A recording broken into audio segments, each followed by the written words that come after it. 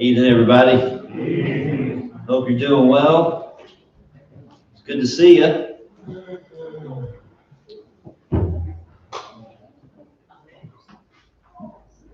Middle of the week Bible study is always very good for us. Exercise our brains, our craniums, I like to say. It's your cranium, Gary. If you say so. It's the whole thing, inside and out. Okay, 2 Peter, chapter number 2. We briefly started, wait a minute, yeah, we started, and we briefly said some things about it. I didn't spend a lot of time on it. And we mentioned, so you see there, we can just go ahead and read verse 1 again. He says, but, and that connects to what he's been talking about, the end of chapter 1. But there were also false prophets among the people, Old Testament, even as there will be false teachers among you, so New Testament day, among the church, who will secretly bring in destructive heresies, even denying the Lord who bought them, and bring on themselves swift destruction. Verse 2, and many will follow their destructive ways, because of whom the way of truth will be blasphemed. Verse 3, by covetousness, New King James says, they will exploit you with deceptive words. For a long time their judgment has not been idle, and their destruction does not slumber. Okay, so he talks about the true Old Testament prophets at the end of chapter 1, and now it has false Old Testament prophets, and then he mentions false New Testament, basically New Testament false teachers in those days. Now, we talked about that there's 6 characteristics of these false teachers, and the first one was that they were going to bring in destructive heresies. We talked about what a heresy was. The second characteristic was they will deny the Lord who bought them. And what's the big takeaway from this descriptor of these teachers? Bring self-destruction. Well, yeah, they're going to bring self-destruction. Swift destruction. They were already Christians. Okay, these were Christians. So, yeah, I guess we can say once faithful Christians, right? So they are these. And we talked about that word bought and how it connects with it's like the word redeemed. And so there's Christians, and I don't think, like I said last time, there's no way getting around this. These people were at the time saved, once saved. And then this is important because we go back and, we're going to get to the end of the chapter, and then there's going to be we'll have a little discussion there, which we've already talked about. Chapter 2, at the end of chapter 2, when we were in chapter 1, we're going to do it again because it's that important. Okay. Now, how they denied the Lord, I suppose we could just guess at it. We could make some educated guesses. I don't think it's real. Our salvation doesn't hinge upon it. I suppose there's 3 ways of looking at it. They denied the Lord who bought them, and we could probably, you could describe a way how to deny the Lord. You could bring up another way how to deny the Lord. You could do it. You can have all these different ways to deny the Lord. We're just not told how it is. We could look ahead to chapter 3 and verse number 4, and you can see where people are going to be saying, well, where's his coming at? The fathers have been asleep for this whole time. And so it could be in that. It could be that they're denying that Jesus was going to come back. That's one way to deny him. Could be that they denied his divinity, that he's the actual Son of God, that Jesus is God, which is why maybe Peter brought up the transfiguration in the first chapter to kind of show that Jesus is definitely, he is definitely not just some great prophet, right? He is the Son of God. He's divine. Or it could simply be denying the Lord, just a way of saying that they're teaching things that Jesus would have never taught and would never teach. And I think I would probably go with that one. So in that way, when you're opposing Jesus Christ and his teachings, you are, in a sense, you're denying him, right? All right, so another characteristic of these false teachers was that their destruction was going to come quickly. And I think this one was probably, I bet the readers, I get the sense that the readers, and this might make more sense to us, to you, as we go through like verse number 9. That they were probably thinking that this was not going to happen, that this is not a thing. And we'll talk a little bit more about that, but their destruction is going to come quickly. They were probably wondering, like, well, why are they still being allowed to teach these things? Why has it been so long? Like, Peter, where was your letter, 4 years ago or something? Maybe something like that. But they taught destructive teachings, you see, or, the King James says damnable heresies, I think. But it's the same word as destruction. So they taught destructive teachings, and then it kind of comes, Peter's saying it's going to come full circle when they're going to, it's going to come back to them in destructive judgment. Another characteristic was that many people were going to follow them. Unfortunately, this is always the case. You could go out there and say the most ridiculous things, but if you sound like you know what you're talking about, somebody's gonna have your back. Somebody's gonna follow you. Oh boy, my head's just running through the ridiculous things that people believe, even outside of religion. Outside of religion. But boy, if you got a microphone and some charisma, people will follow. So this one would be the biggest problem for the church, right? I mean, I guess false teachers is a problem, but then when people are actually starting to follow them and believe them, then that's really the big problem, right? That's when you're really hurting the church. And it leads to the next thing. They will bring reproach. These false teachers are going to bring reproach upon the truth. The idea at the end of verse 2, because of whom the way of truth will be blasphemed, spoken against. So the church, the idea is like the church itself is going to be slandered, because you are going to have Christians who believe wrongly, who believe false teachings, and not only believe it, but act it out and live these things out, and still call themselves Christians. Now, this is, let's see, covetous words, they will exploit you with, by covetousness, they will exploit you with deceptive words. Long time their judgment. What am I looking for? I'm looking for a certain bring this with. Many will follow their destructive ways. Okay, that's the phrase I'm looking for. Destructive ways. Now, there's who here has a something other than a New King James or a King James? Okay, read whatever it is you got. Okay, read verse 2. So mine says, so replace destructive ways with whatever you're saying, so everybody can hear. Many will follow their destructive ways, New King James says, and I think the King James says as well, right? Oh, pernicious. Okay, so that gives you a little clue that it's a little more specific. These ways are.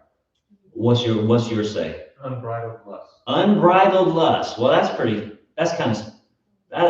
specific. Anybody have anything else? Holly, you got anything? Yours read different? Pernicious, I've got King James. Okay. You sometimes use the Revised Version, don't you?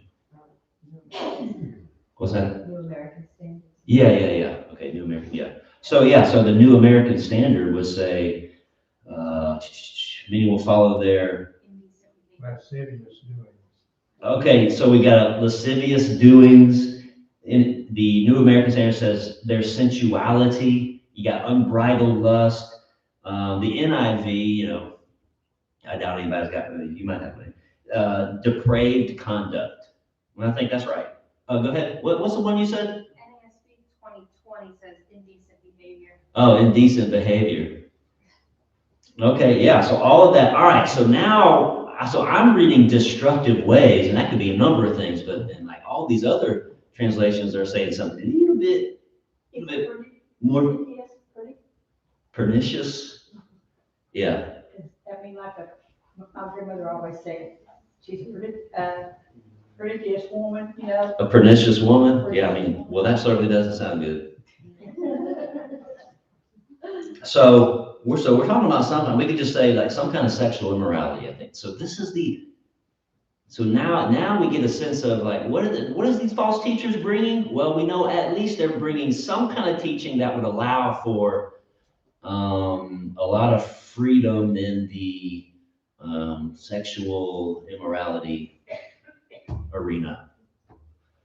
So, and there's some support. So even if I didn't, so I'm reading New King James and I'm looking at destructive ways. Okay, wow. And as I go through here, there's some clues would clue me in. Even in the King James, you weren't sure, you know, this what is pernicious.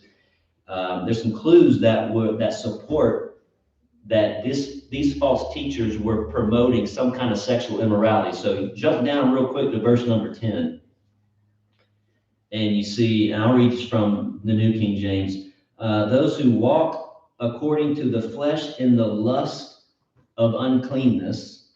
Okay, well, I probably could figure out what that is. Verse 14. What's verse 14 say? Having eyes full of adultery. Having eyes full of adultery and cannot cease from sin, enticing unstable souls. Yeah, okay, so we get that. Look at verse 18. And then we get, when they speak great swelling words of emptiness, they allure through the lust of the flesh, through lewdness, or the King James says through much wantonness, which is the idea of very reckless, immoral behavior is what that is. It's kind of like undisciplined, running headlong into sexual immorality. And then when you look at Jude, and I've mentioned that Jude is very similar to 2 Peter. And then over in Jude, you read through Jude, verse number 4 and verse number 7, it's the same. It's even more obvious in Jude what these destructive ways were, these false teachers were bringing. Colleen?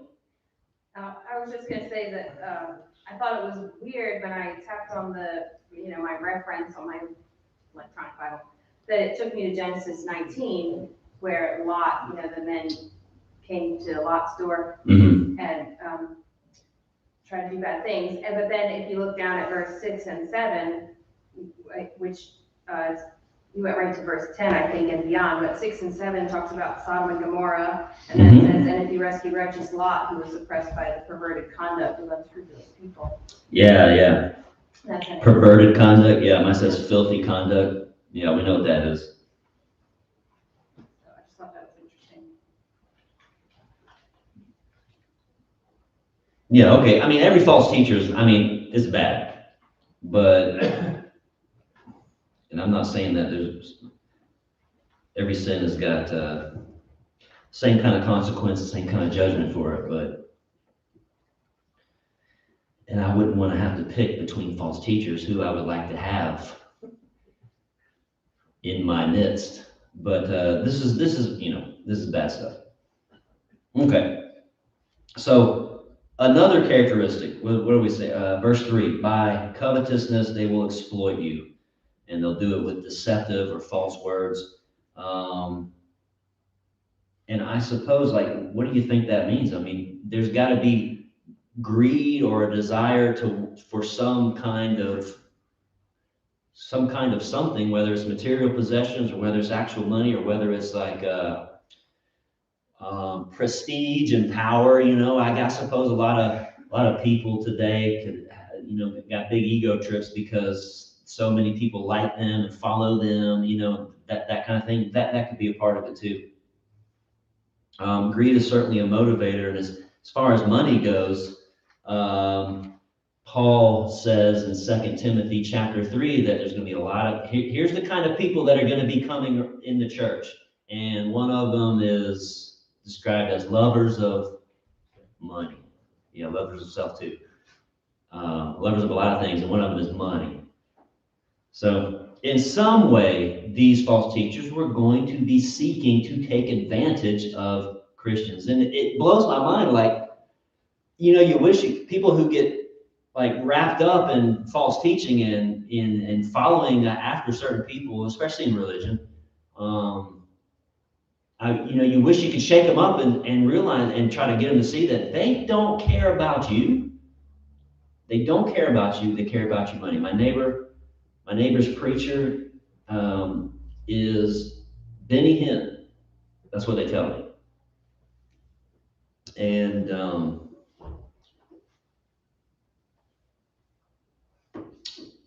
after the storm hit, and granted, we didn't go over there for a while, but Megan went over there to check on them, and I believe that they were very kind of upset because no one in the neighborhood checked on them. Like, we were the only ones. And I couldn't help but think, like, I wanted to, and Megan, I didn't go over there with Megan at the time, but I wanted to go back over there. I wanted to say, well, where was your preacher at? Did Benny Hinn send help?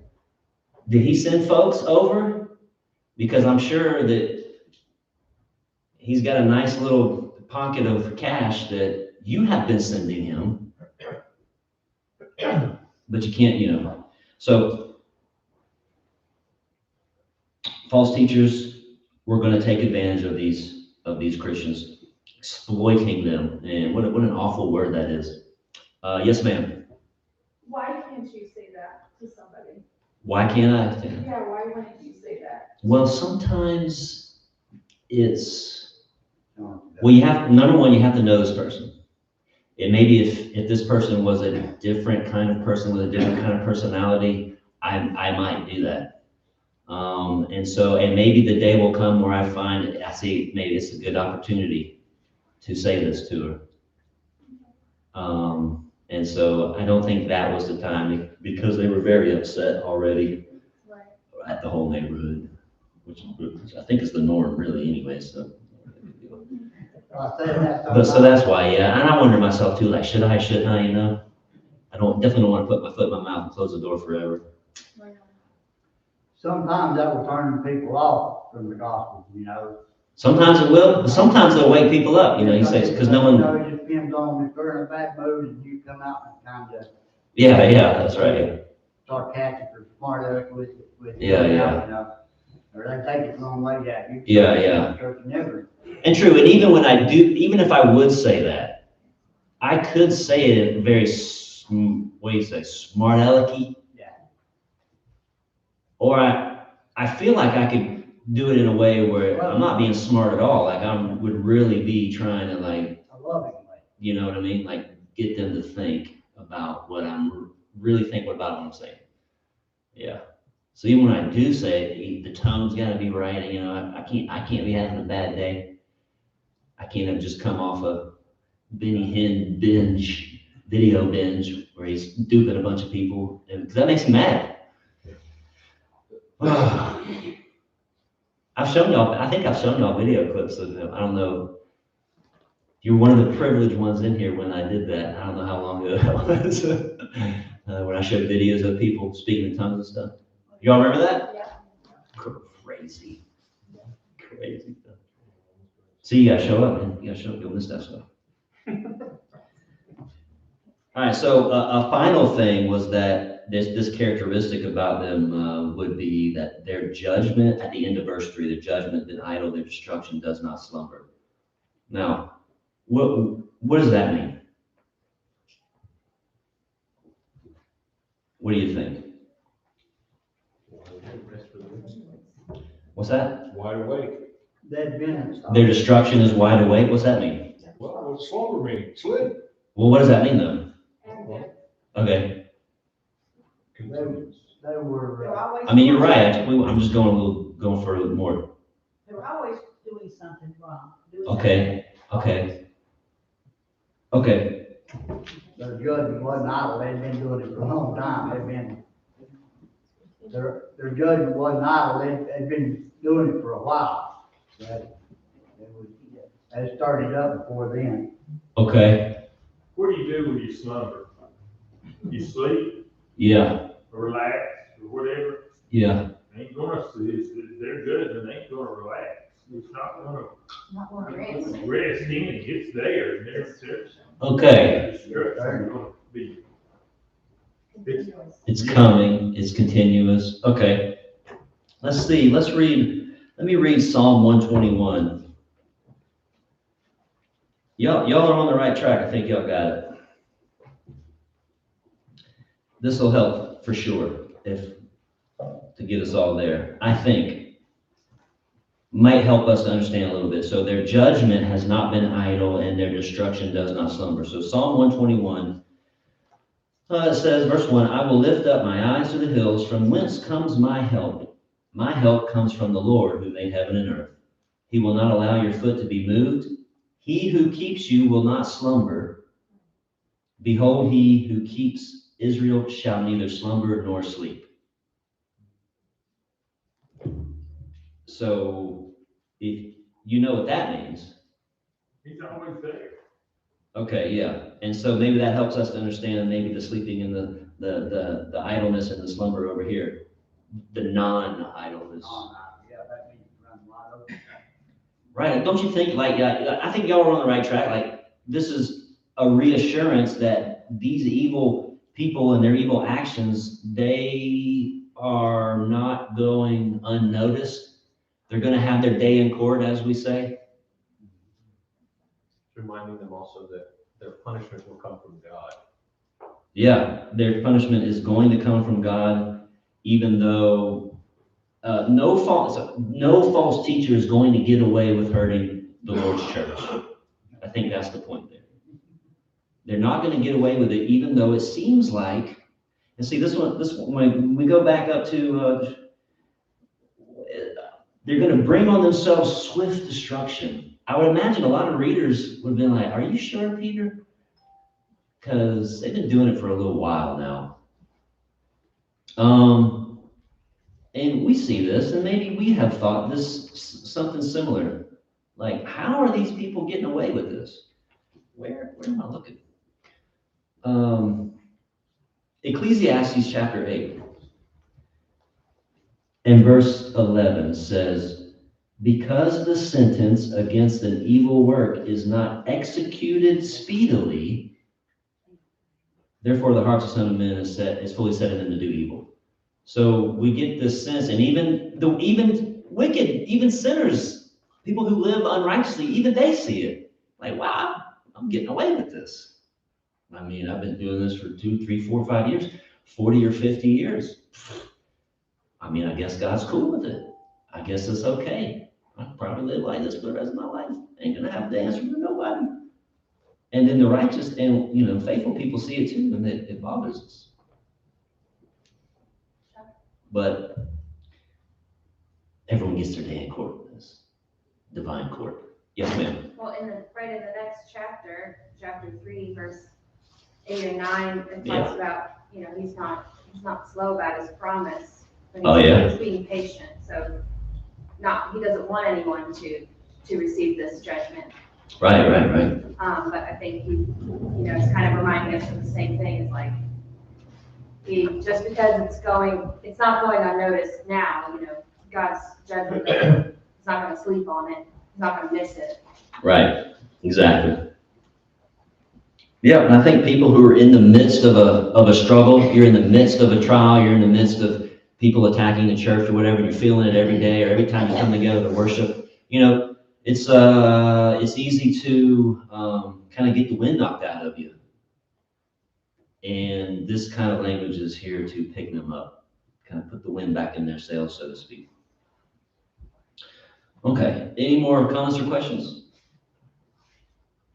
Okay, verse number 4.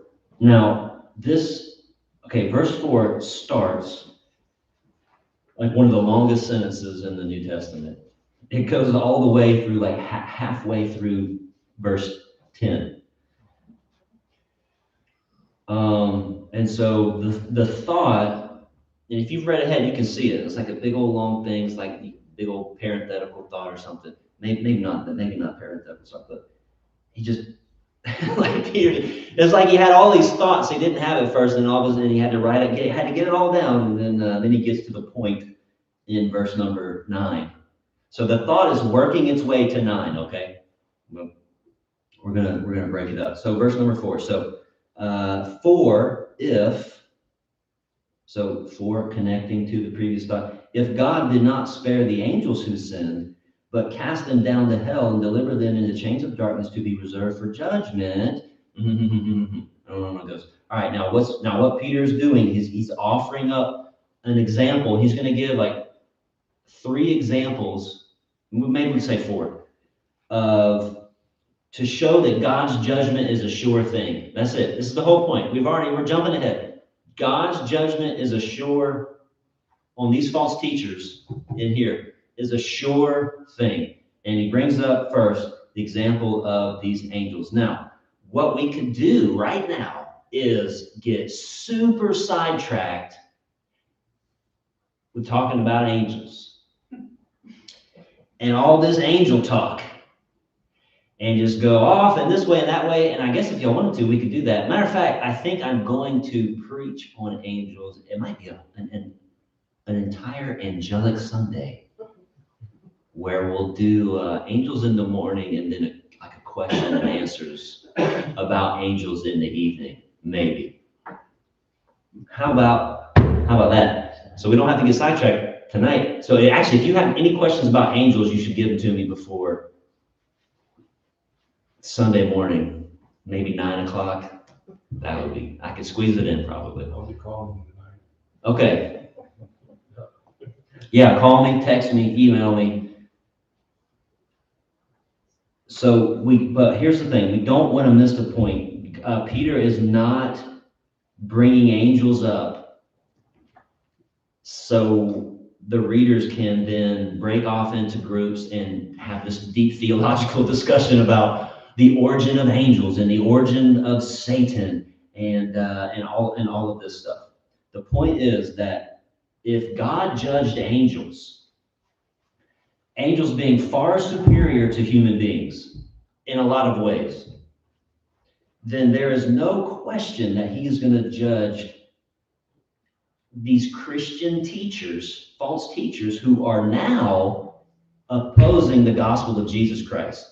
They will not escape because God judges even angels, right? That's the point. That's really what all of this is getting to in verse 9. That's basically what verse 9 says. The Lord knows how to deliver the godly out of and reserve temptation to reserve the unjust under punishment. Okay. But if you want to talk about angels, you have any quick questions about this text, about what it says here? Anything about what it says here? We don't really know what sin they committed.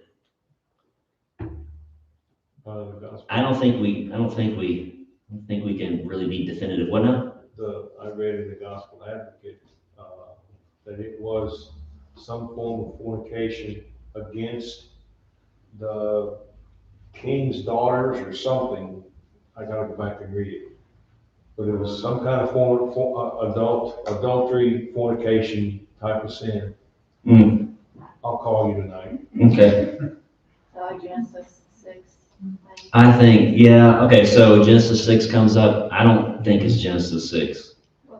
I just don't, I can't get behind it for a number of reasons. Go ahead. The first thing I think of is the angels, whoever followed Satan. Okay, so Satan and his angels, or yeah, they all were punished. I think so. We know Satan has angels, Matthew 25. I think Peter's actually going back further than Genesis 6 and talking about when the angels sent Jude, similar letter, right? Jude actually, the closest we get to the kind of sin that they committed is in Jude. And I think Jude's kind of talking about the same thing. If you haven't read Jude yet, you got to read Jude and see how similar it is to 2 Peter, especially this chapter. But the closest we get is Jude 1:6, where it says, "And the angels who did not keep their proper domain, but left their own abode." Boom, and that's it. I I don't think any sexual sin is implied there. But we'll get to, well, I mean, we'll eventually get to Jude. Because, I mean, I know we can make the argument that, yeah, sexual sin is implied there on the sake of Sodom and all of that. I just don't think it's Genesis 6, and obviously I could be very, very wrong about that. So don't take my word, you could look into it. Now, the Greek, okay, so the word hell is tartaru, but actually it's just one word that's translated cast down to hell.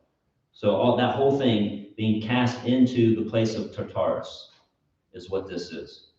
And Tartarus is defined as the deepest part or the deepest abyss of the Hadean realm. That's what that is. And we know the Hadean realm is a thing because Jesus actually uses that word. I think in Mark 9, he uses that word. And so, look, we don't have a lot of, we really only have a few passages that talk about the afterlife. We got a pretty good idea of what's going to happen in the afterlife, but as far as like all of the little details, we really don't have a lot. Which is maybe why so many people have all these movies and we have all these videos and all these things about people going to the afterlife and coming back and telling us all about it. You know, if we had more scripture, and it's not God's fault, but if we did have more scriptures, maybe so many people wouldn't be so brazen to make up these stories, which we know has happened because a lot of people have admitted it. But I just put the importance on the fact that God treats everyone equal. Everybody's judgment is going to be according to what they've done. So, of course, yeah. you know, whether they're angels or whether they're false teachers or whatever they are, the judgment is going to be fair. Yeah. That's the importance I put on it. Yeah, I mean, that's important to take it one step above that, though. Like, we gotta, the impression is Peter wants the readers to get is that to remind them, like, oh, wait a minute, God even did this to angels?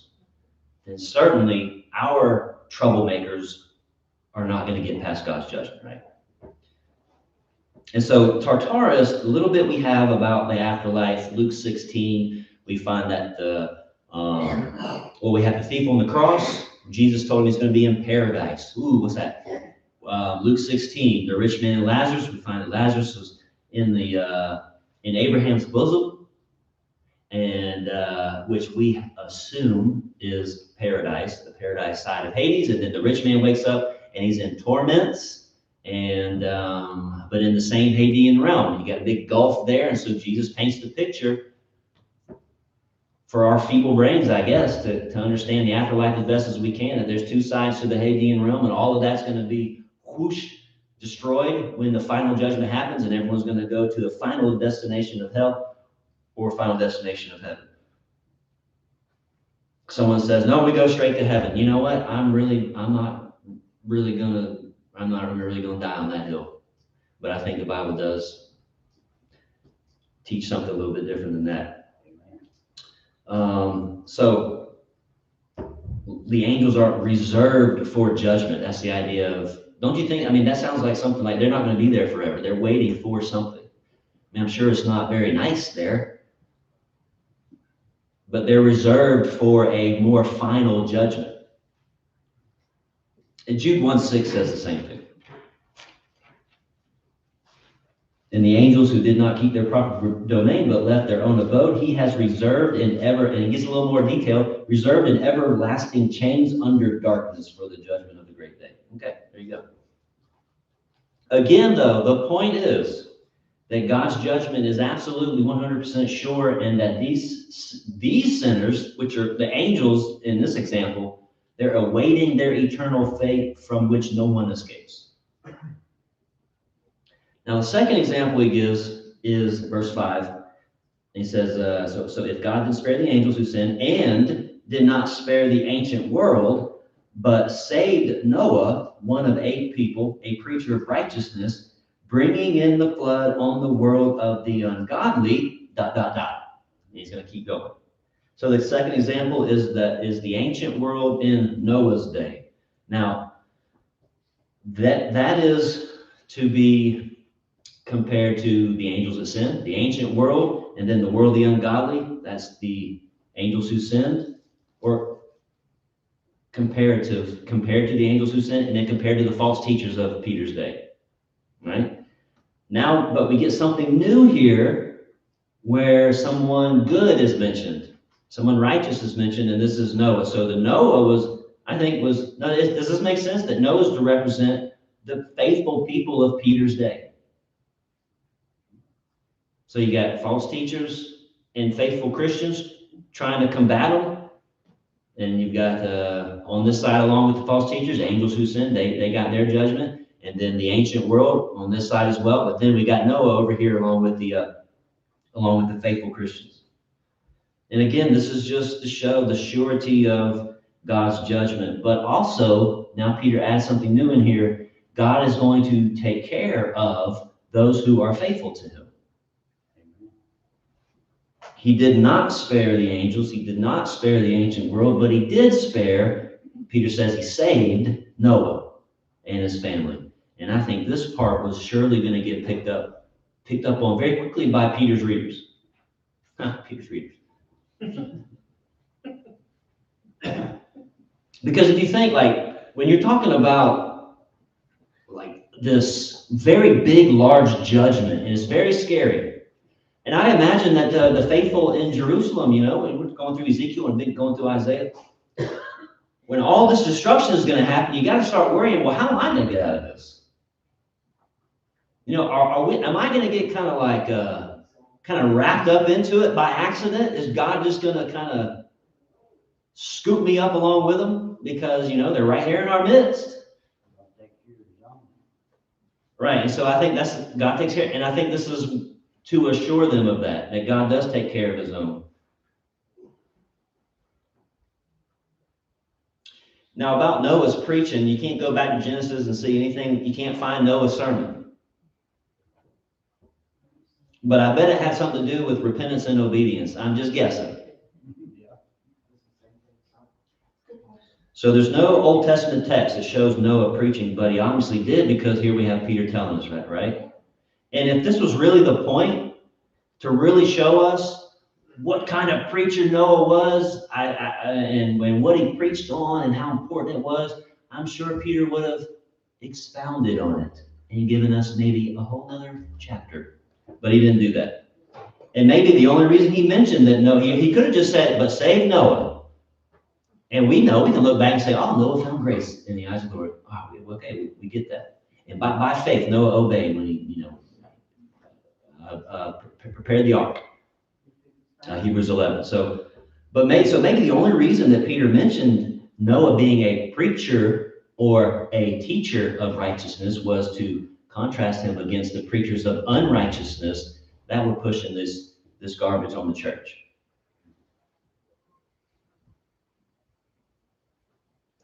Any questions? Mm-hmm. Go ahead. When is the next question and answer evening? Sunday.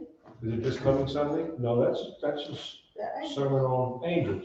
I said the question and answer. He said Sunday night. Oh, He did. He said Sunday night. I don't know if I'm actually preaching. I don't know. It's a possibility I'm going to preach on angels in Sunday morning. Okay, And a Q&A on angels in the evening. Maybe. I've got a question for you then. Class is over. I'll call you. No, go ahead, because some of the people would want to hear the The question. angels were cast out Yeah. because they sinned. Yeah. Okay, once in heaven, can we sin and be cast out? Oh, yeah. That's a good question. No, that's not my answer. That's a good question. I would say no. The end. No, that's a good question though, and I think I've actually answered that in a Q&A before, but I'll put that down. Well, I'll answer it again. Yeah. All right. More details. Or you send it to me and make sure I don't forget. All right. Thanks everybody for your comments and your attention as always. Thank you.